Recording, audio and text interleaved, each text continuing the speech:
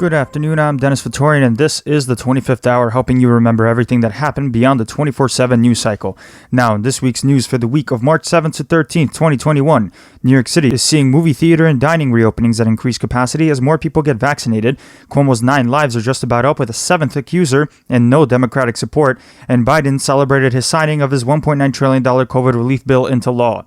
Now on to the show. Things may have changed by the time you hear this, starting with the Blasio. The city has logged 771,000 COVID cases and 30,116 deaths and has vaccinated 2.6 million people. According to genetic analyses conducted by the city health department, 2 mutations may account for half of the city's current virus cases.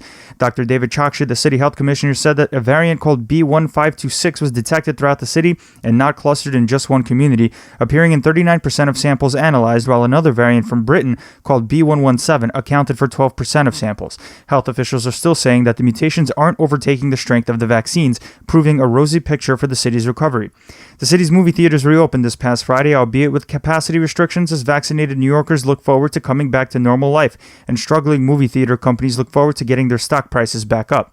A spokesman from the city's Health and Hospitals Corporation said that non-Queens residents who make appointments through the city website won't be turned away at Citi Field, which was in the news for having a large number of people, not even from New York City, let alone Queens, getting vaccinated. The mayor tried addressing the issue by announcing prioritizations of Queens residents, but the website loophole is going to throw a wrench into that plan. The mayor said that the city is working on a policy that would look similar, if not exactly like a COVID passport, that would prove a New Yorker got their vaccine. In response to a caller on the Brian Lehrer show, the mayor said the city is balancing privacy with the need for people to be able to travel freely again once they're inoculated.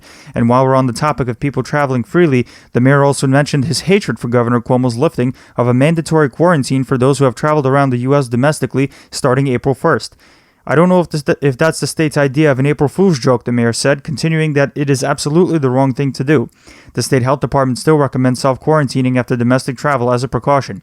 As the United States commemorates the anniversary of shutdowns from the pandemic, the city plans to hold a memorial event to honor the lives of city residents who died from the virus, set for the day this episode airs. The memorial event includes honoring an 82-year-old woman who was the first person from the city to die from the virus.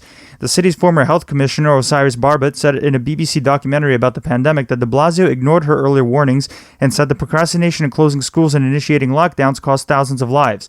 Barbett resigned on August 4th last year, saying she was pushed to the side by de Blasio, but City Hall denies her claims, saying she didn't provide a clear prognosis on when to shut down the city.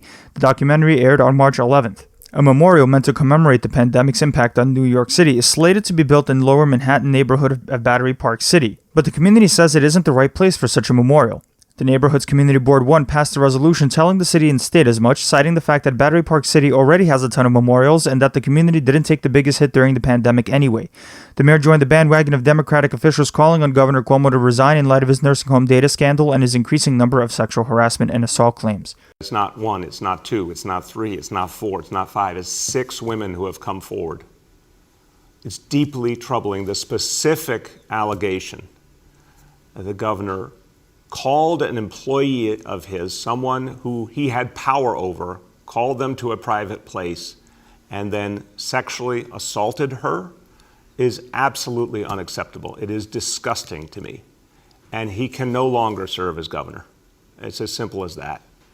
I think we've seen so many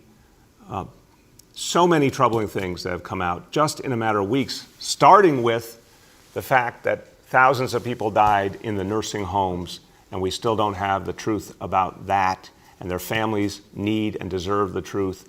And we know one thing, there was a purposeful cover-up, and that alone is unacceptable and disqualifying.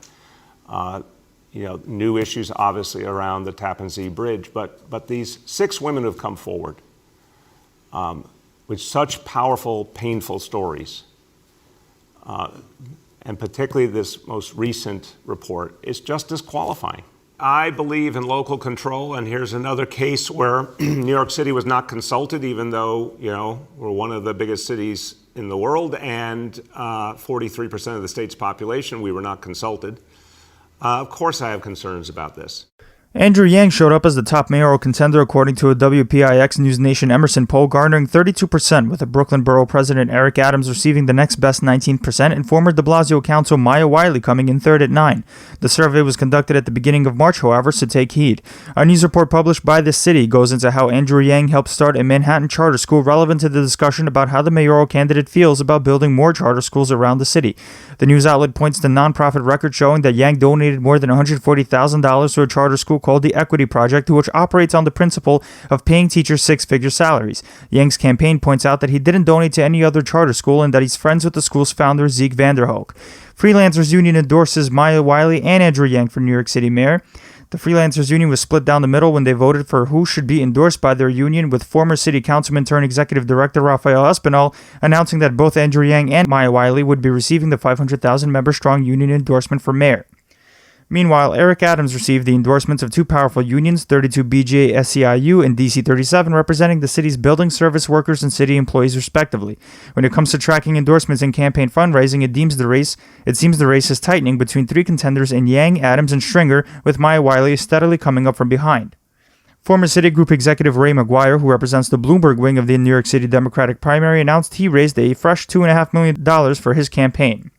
The mayoral race has seen another dropout, however, with former City Veteran Services Commissioner Lori Sutton. Sutton had struggled with raising money enough to keep up with the race, and she never qualified for the city's public matching program, which matches small donations 6-1. According to, quote, multiple insiders, including former senior advisor and a city hall official, the New York Post is reporting that Mayor de Blasio is serious about running for governor to replace Andrew Cuomo, no matter how much of a long shot it is. City Council Speaker Corey Johnson has finally officially announced his entrance into the comptroller's race. The former mayoral hopeful dropped out of consideration early in that race, citing mental health concerns, but has since decided to enter the race to replace Scott Stringer as comptroller after taking a brief pause. And while one candidate comes in, another drops out. After long-time speculation about whether Manhattan DA Cy Vance was going to run for re-election due to his non-existent campaign activities and fundraising, the Manhattan DA finally said he wasn't going to run again in a profile published in The New Yorker. Vance is going to retire at the end of the year, but there is no shortage of candidates vying to replace him at the moment. Vance seems to want to spend his remaining energy on his Trump investigations. Despite the city's first test of the ranked choice voting system in an earlier city council special election largely going off without a hitch, there is still massive anxiety about how the system is going to work citywide with the upcoming mayoral primary in June. Despite the city campaign finance board implementing a $2 million ad campaign with flyers and videos, campaign watchers are worried about things working out. On the other hand, however, a survey conducted by the Rank the Vote in New York City showed that Queens voters felt good about taking part in the ranked choice experiment in two special elections from February, with 95% saying the process was either very or somewhat simple. The way ranked choice voting works is that instead of a winner-take-all system, a voter ranks who they want for a certain political office, and the last-place candidate gets their votes placed in the voter's second-ranked spot until someone wins 51% of the overall vote. City officials announced that New York City high schools are set to reopen for in-person learning starting March 22nd. 55,000 students and 17,000 staff are expected to return. PSAL sports are also slated to come back starting in early April. There will be a weekly testing of 20% of students and staff, mask mandates, and social distancing in place, much like in other schools. Chalkbeat interviewed the incoming city schools chancellor, Misha Ross Porter, who said her first priorities are going to include closing the education gap caused by the pandemic shutdowns and remote learning, as well as improving communications with parents. Ross Porter also said that she's taking aim at a holistic summer school program that would kickstart students' educations and get them excited to come back to the classroom this fall. Two police officers were hospitalized for minor injuries after a suspect shot at them this week in the stairwell of an apartment building in Prospect Lefferts Garden. 44-year-old Ridwan Abdur Rashid was taken into custody. As we reported over the prior week, the city is starting to publish more and more New York Police Department disciplinary records following the repeal of a law called 50A, which shielded cops' records from the public, making it nearly impossible to find out which officers were accused and in fact committed misconduct. But while the Civilian Complaint Review Board posted records on their site, the NYPD finally posted the records on their website, but critics are still unhappy about missing documents of cases where there wasn't a finding or admission of guilt, which makes up the vast majority of records. Mayor de Blasio revealed more police reforms, continuing on from last week when he introduced new police accountability measures in this second plank of police reform out of a total of 3 he plans to submit to the state legislature by April 1st as they discuss the state budget. The mayor says he wants to emphasize disciplinary records in the promotion process, decrease pensions as a consequence of discipline, and incentivize police officers to live in the city. While it was predictable that the mayor's police reforms would piss off the police union, criticism also came from advocates who say that de Blasio's plans are underwhelming and don't go far enough. For instance, de Blasio's reforms don't set benchmarks to assess success and include phrases like exploring and reviews. ProPublica released a report showing that the Civilian Complaint Review Board discouraged staffers from confronting police officers accused of accusing BLM protesters from last summer, in particular with over 700 complaints rolling in. Internal communications showed that sluggishness with which CCRB leaders treated the overall issue, despite employers raising red flags about police officers not cooperating with the agency's probes. The CCRB did, however, publicly admonish the NYPD for refusing to take part in interviews, which also slowed down investigations. The state's Walking While Trans law went into effect, aiming to reduce arrests targeting alleged prostitutes that disproportionately affected trans New Yorkers, with Bronx Judge George Grasso dismissing cases of 800 people that faced the charge. There hasn't been an arrest for the charge, particularly in the Bronx, since 2018. A police officer who seemed to have flashed the white power sign at a BLM protest was identified by the CCRB, substantiating a charge of offensive language against Officer Enrico Loretta, who's still on active duty while the CCRB continues to investigate the incident. The Queens Public Defenders finally voted to unionize after attempts by the management of the Free Legal Representation Group to stop organizing efforts by its workers. The vote was 46-12 to unionize, with the defenders' lawyers and staff being certified by the National Labor Relations Board and joining the UAW Local 2325 Association of Legal Aid Attorneys. A draft report authored by the Deputy General Counsel of the City Board of Corrections, obtained by the news organization The City, accused the board of disregarding social distancing, not giving out masks, instead having prisoners use sheets and pillowcases, and denying medical treatment, among other things, which ultimately led to the deaths of 3 inmates, Michael Tyson, Walter Ants, and an undisclosed 30-year-old. The Corrections Department spokesman Peter Throne replied to the city's report that the Board of Corrections has taken every possible measure to keep the city's jails safe throughout the pandemic. But while the city report focused on 3 inmates, news publication The City reported that the number was double that, identifying another 3 men who died from COVID in city prisons. Juan Cruz, Joel Howard, and Raymond Rivera all died from COVID after their incarceration. De Blasio committed to a full accounting of inmate COVID deaths this week following the reports. Meanwhile, the pandemic has also predictably seen an increase in costs associated with the city prison system, as incorporating health safeguards is shown to be expensive. Comptroller Scott Stringer's office released a report showing that the city spends almost $450,000 a year housing 1 inmate, a 146% increase from 2014, while the city corrections budget fell to $1.28 billion, down from $1.36 billion in 2019. The overcrowding in jails has increased as well, spurring newfound fears of COVID outbreaks in city prisons. More than 5,500 people are sitting in jail, increased from last March, with about 75% still awaiting trial. 1 inmate doesn't have to worry about overcrowding anymore, as they were mistakenly released from Rikers due to an administrative screw-up.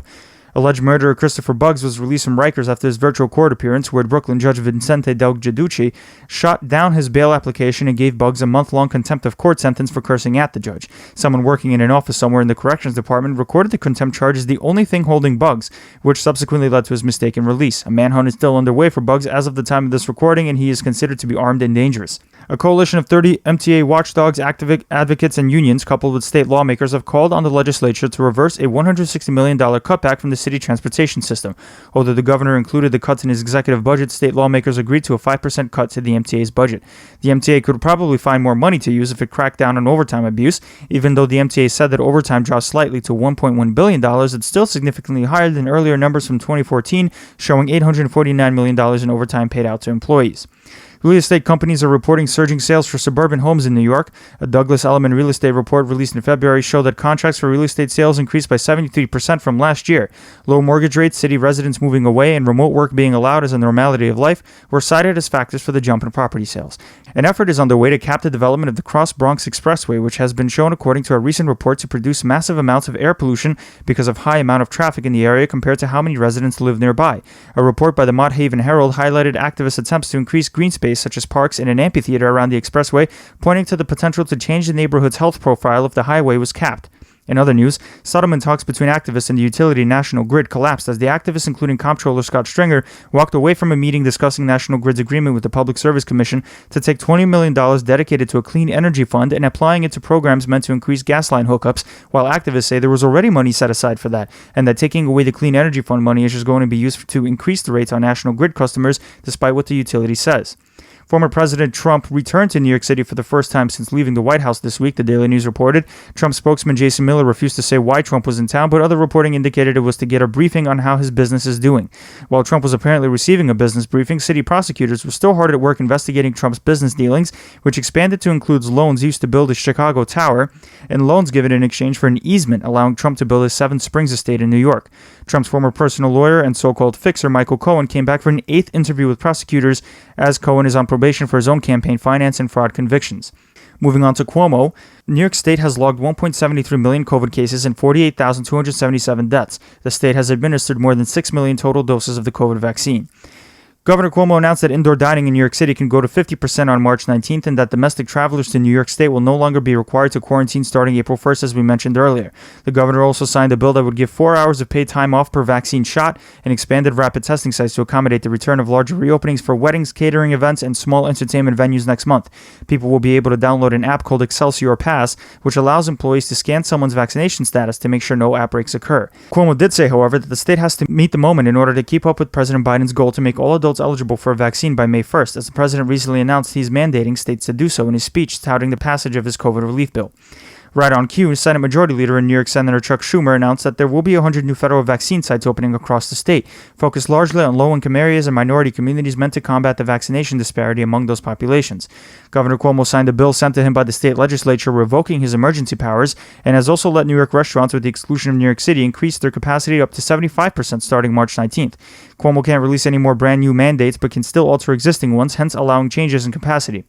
According to the Public Utility Law Project, New Yorkers owe utility providers $1.14 billion in unpaid bills, which is the highest utility debt on record. The pandemic has spurred the state to put in place a moratorium on gas cutoffs, which would normally happen if someone stopped paying their bills.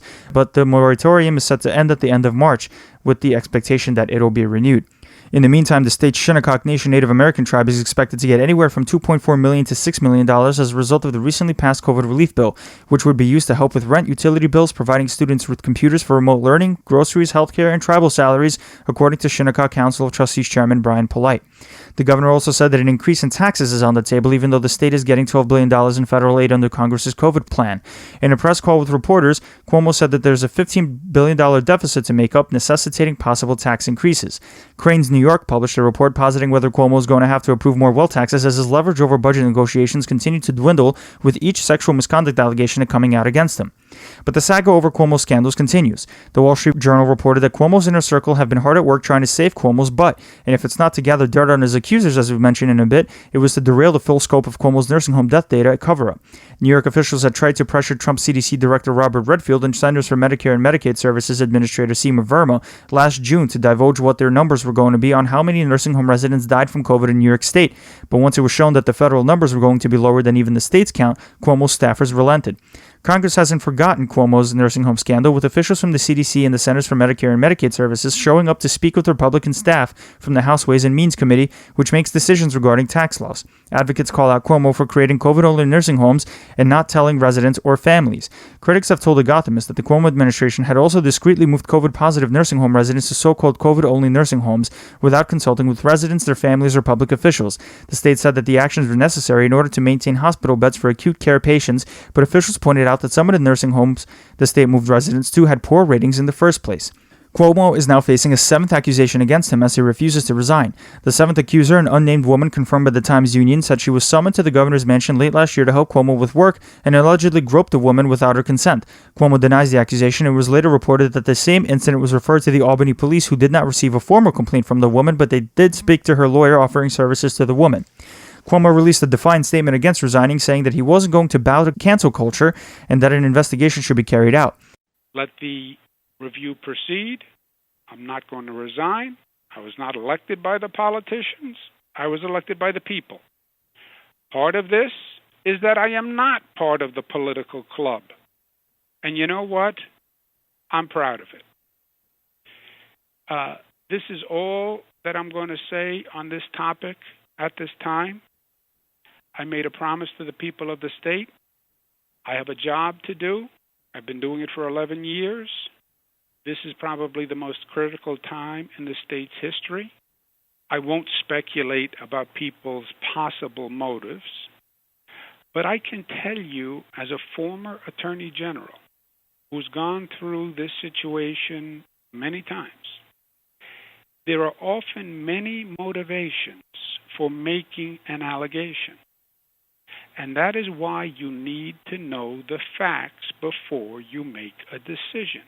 Politicians who don't know a single fact, but yet form a conclusion and an opinion, are, in my opinion, reckless and dangerous. I never harassed anyone. I never assaulted anyone. I never abused anyone. His statement came after numerous members of New York's congressional delegation, including Gerald Nadler, Yvette Clarke, AOC, and more, called on his resignation, and following dual statements from Chuck Schumer, who earlier had held out on calling for Cuomo to resign, and Kirsten Gillibrand calling on Cuomo to leave office. Senate Majority Leader Andrea Stewart-Cousins has moved into fully calling for Cuomo to resign, as two more women came forward with sexual harassment allegations against Cuomo at the time. Even Assembly Speaker Carl Hastie said that he doesn't know how Cuomo was able to continue to lead the state at this point. Cuomo, in an earlier press briefing this week, said there's no way he's going to resign due to the large amount of work left to be done as a result of the pandemic, as well as calling for people to be patient as Attorney General Letitia James's investigation advances. As we report in a bit, the Assembly had authorized an impeachment investigation to start alongside the Attorney General's investigation, with numerous members of both chambers of the legislature calling on Cuomo to give up his seat.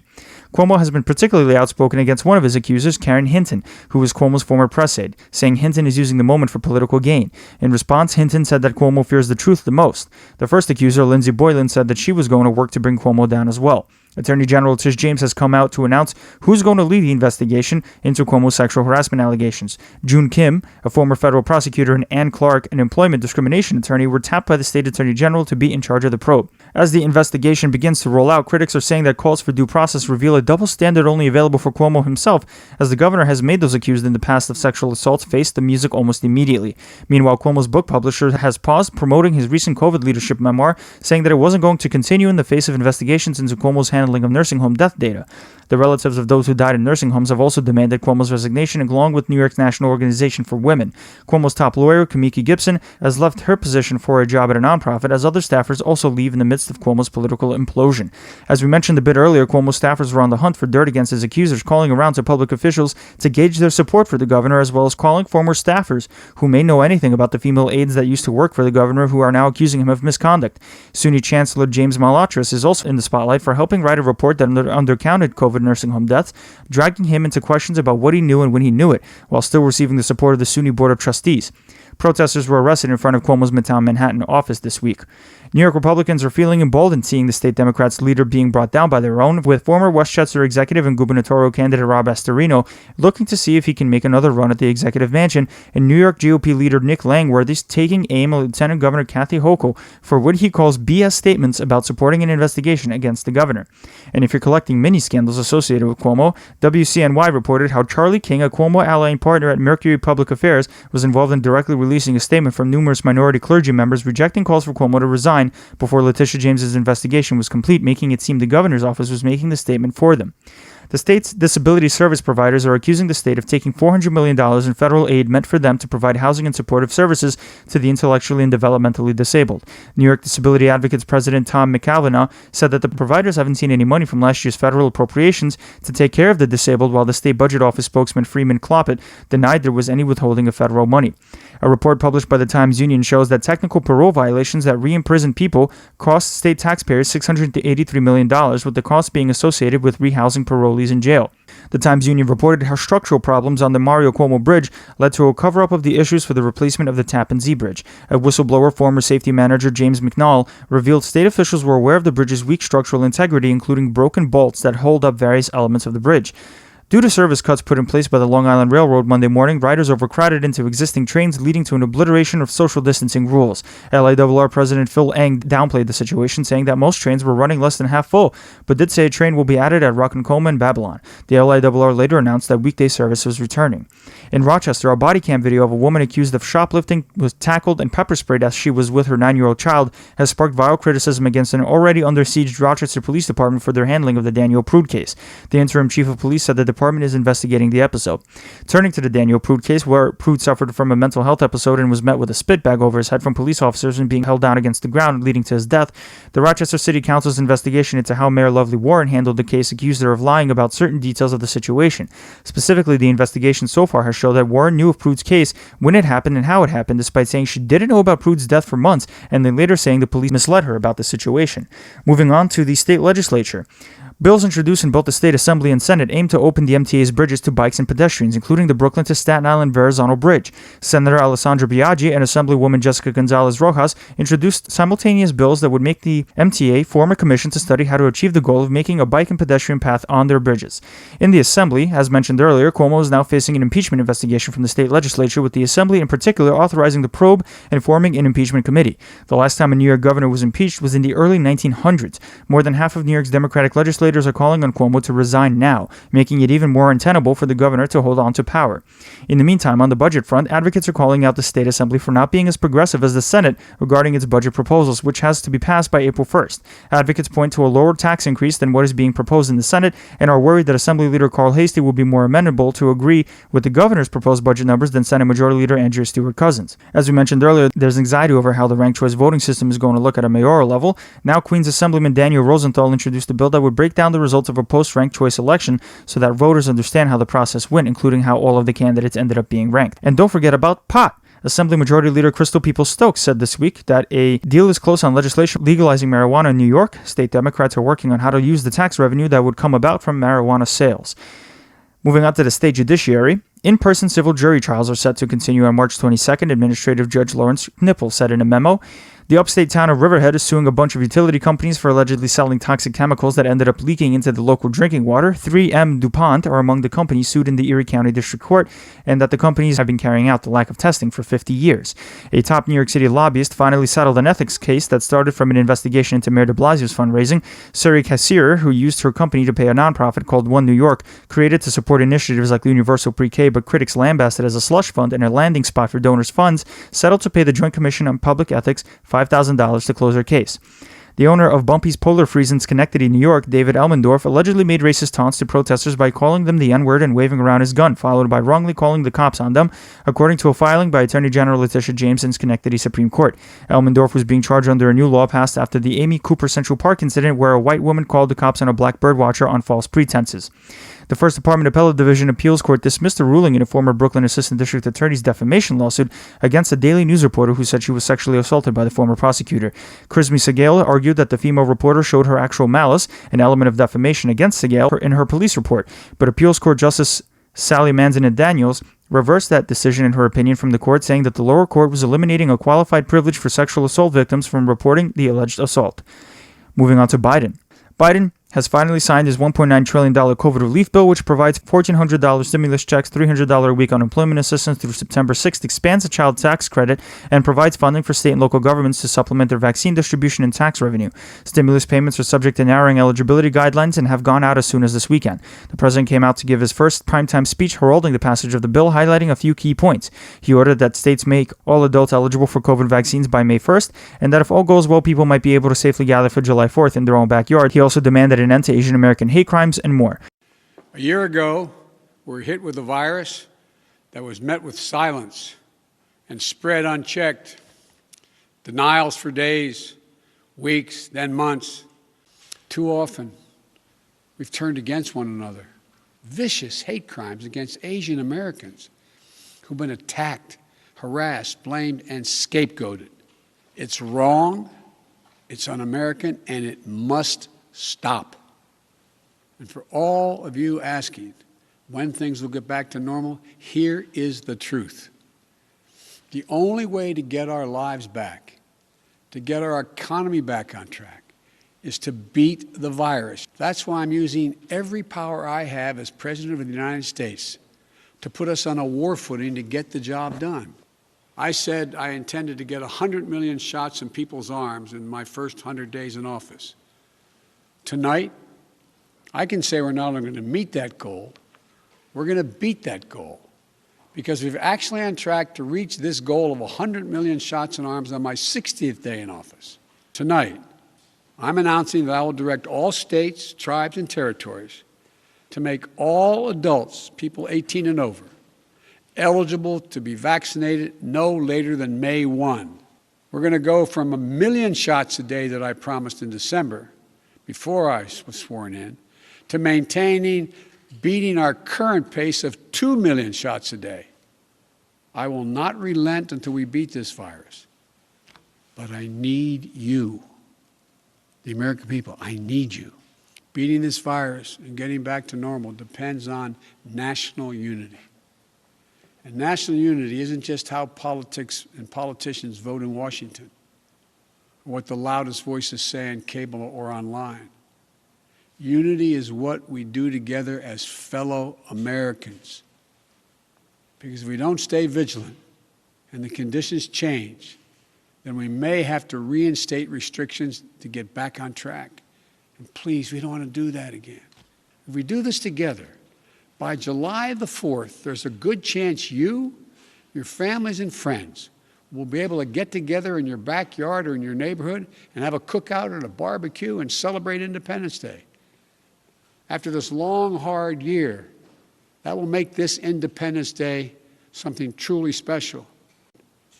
We faced and overcame one of the toughest and darkest periods in this nation's history. This is the United States of America. And there's nothing, from the bottom of my heart I believe this, there's nothing we can't do when we do it together.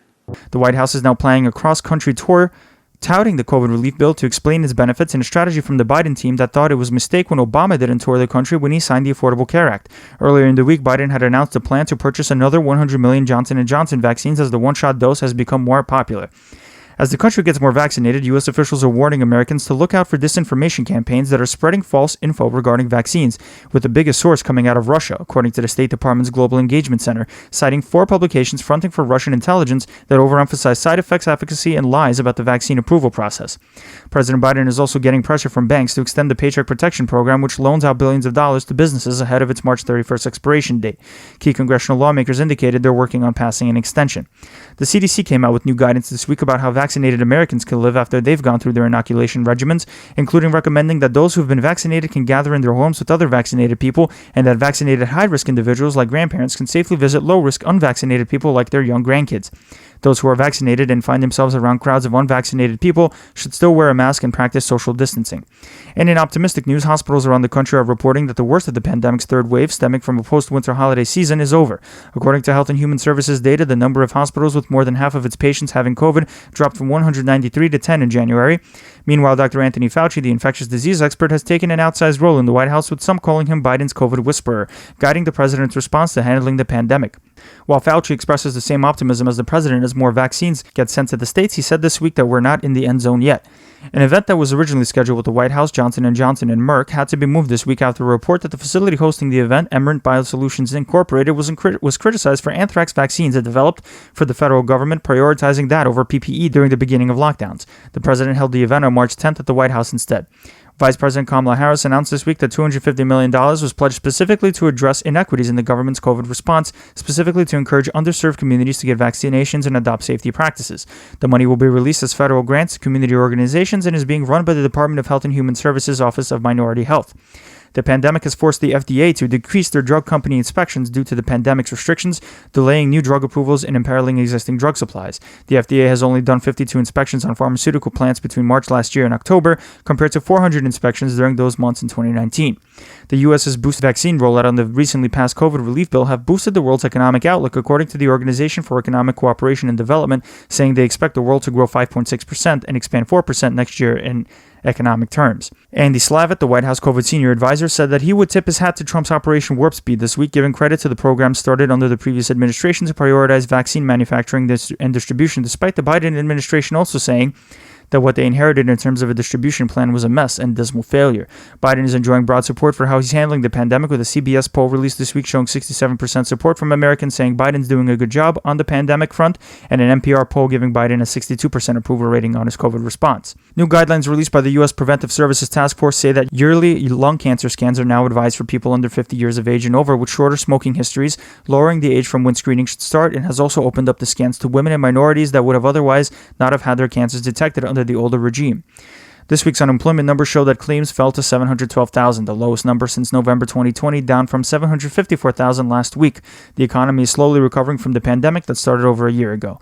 The White House is also multitasking, trying to craft an official policy on a climate change response, exploring executive actions Biden can take regarding pollution standards, investments, federal procurement, and more, hoping to unveil its plan sometime in April. Biden also signed an executive order this week that promoted the increase of voter access. Marking the anniversary of the Selma March in support of African American civil rights, the executive order mandates that agencies expand access to voter registration and election information, submitting a strategic plan to the White House in 200 days on how they plan to promote registration and participation. A federal chief information officer is also tasked with streamlining federal websites to provide election and voter information as well. Biden also signed an executive order on March 8th, International Women's Day, establishing a gender policy council, launching an official review of Trump's changes to the sex discrimination law, Title IX, and nominating 2 women to be 4-star generals that were held back during the Trump administration due to fears that Trump was going to drop them in favor of male counterparts. Tucker Carlson, one of Fox News' most popular right-wing commentators, criticized the nominations of General Jacqueline Van Ovost and Lieutenant General Laura Richardson, saying that China's military is more masculine while Biden is encouraging a more feminine military.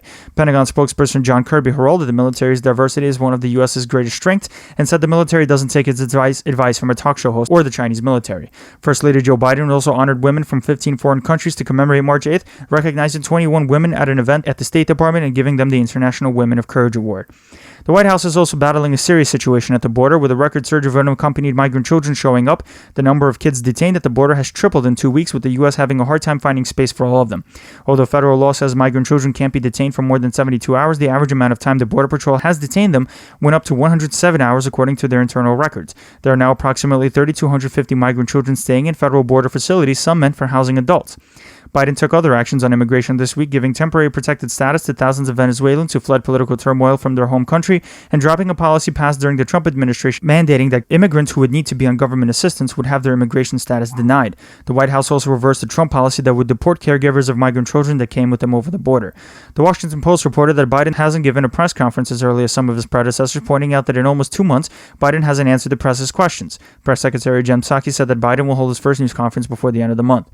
Biden's 2 German Shepherds were returned to their Delaware home after one of them, named Major, had what the White House called an aggressive incident where the dog bit a Secret Service member. The White House said the dogs are still getting acclimated to their surroundings. Tensions continued to mount between the U.S. and its allies over the vaccine supply, with claims made against the U.S. and other rich countries that they're hoarding vaccines while poor countries can barely get one shipment sent over. The Biden administration committed to helping out other nations with vaccines, but not before the entire population is vaccinated at home. Biden met virtually this week with his counterparts from the Quad, which is the name for the 4 countries, U.S., Australia, India, and Japan, emphasizing countering the rising influence of China in the region. Biden and the leaders of the 3 countries released a joint statement committing to work to achieve stability in the Indo-Pacific region. The U.S. and South Korea negotiated a new cost-sharing agreement involving housing American troops in South Korea along the North Korean border.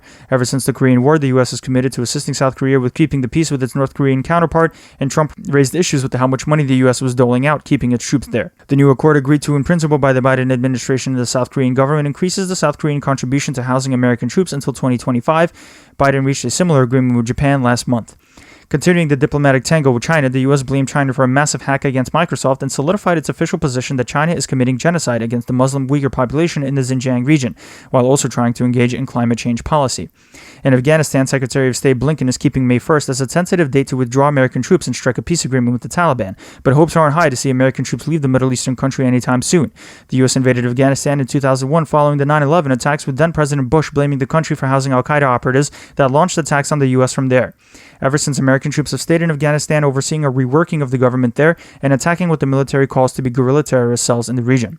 The U.S. has taken an official position with the Yemeni Houthi rebels, which are embroiled in an all-out war with the Saudi Arabian-backed Yemeni government, that the Houthis should stop attacking and start negotiating. The Houthis are a tribal group in Yemen that are supported by Iran in the struggle over the Middle Eastern country and have been involved in a fight since 2015 with disastrous effects on child hunger and launching a cholera disease outbreak.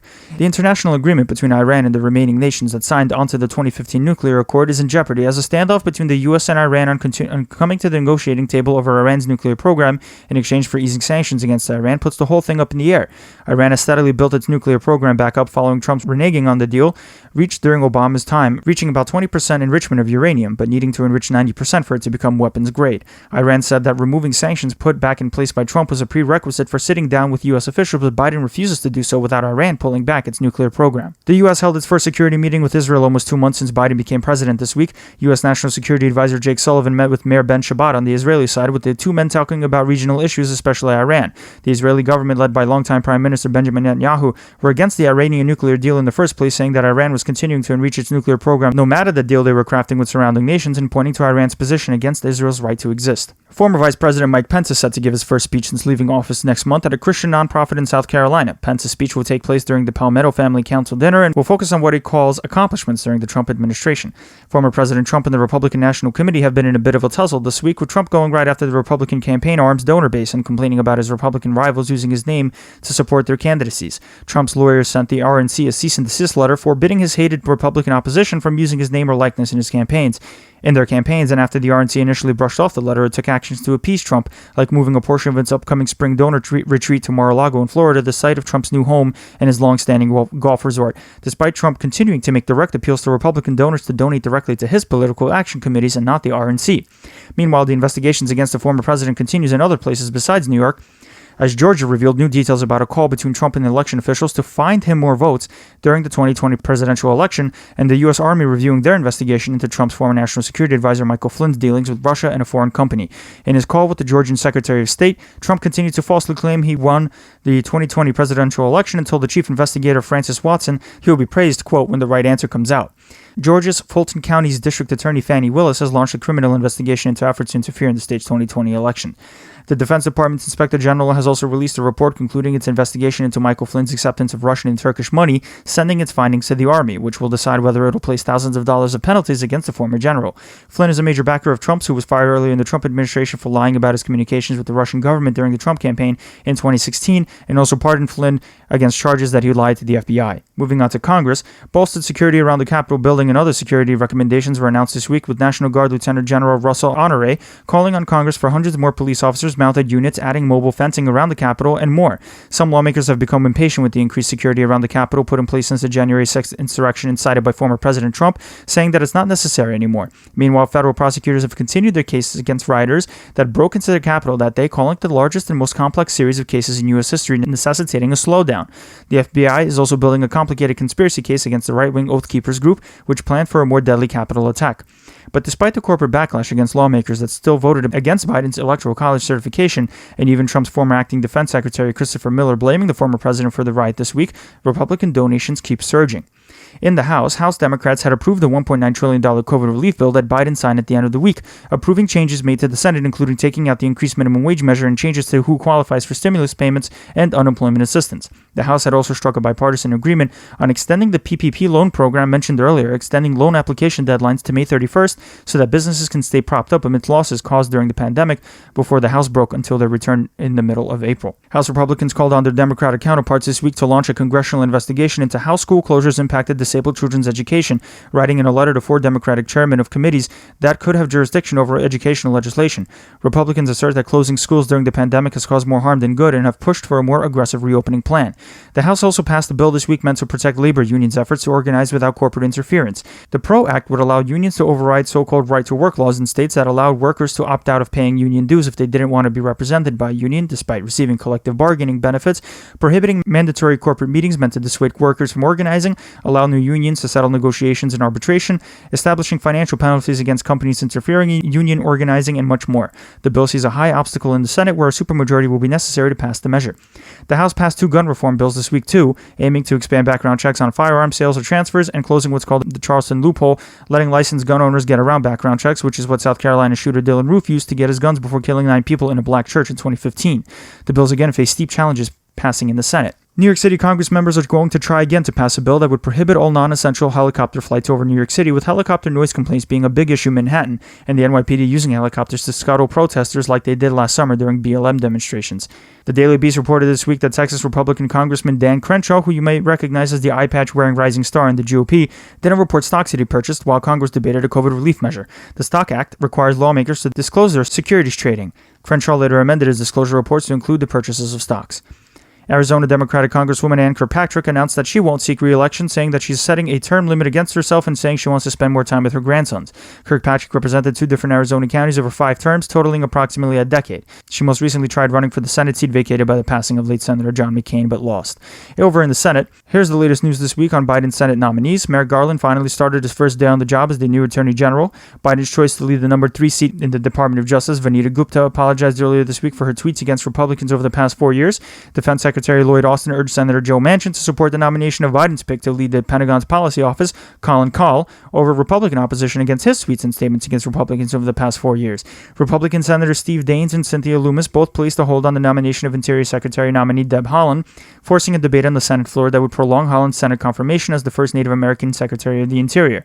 Javier Becerra's nomination to lead the Health and Human Services Department is moving on to the Senate floor, having moved out of the committee on a 51-48 vote. Senate Republican opposition against Becerra stems from claims he doesn't have experience in the healthcare field and that he was a former California Attorney General that led lawsuits aiming to keep the Affordable Care Act in place.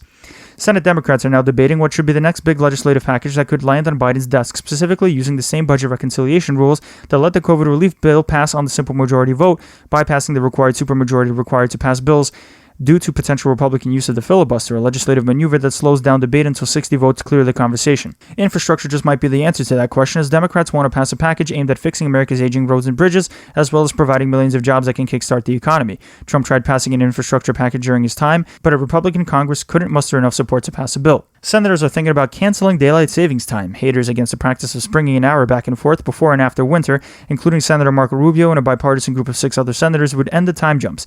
Daylight savings time started during World War I as a way to save energy during the war, which then ended but not before being revived due to FDR during the Second World War, and has stuck ever since. There's beef between Senate Majority Leader Chuck Schumer and Republican Senator from Maine, Susan Collins. Schumer, when he answered reporters' questions about the passage of the COVID relief bill, said that some of the lessons he learned from the last time Congress passed a major relief bill following the 2008 housing crisis, that Republicans like Susan Collins placed obstacles on a speedy passage to deliver relief to Americans. Collins fired back against the remark, calling Schumer's comments bizarre. And speaking of Schumer, his future legislative plans include possibly placing 2 major bills on the Senate floor, one dealing with China and the other with gun reform.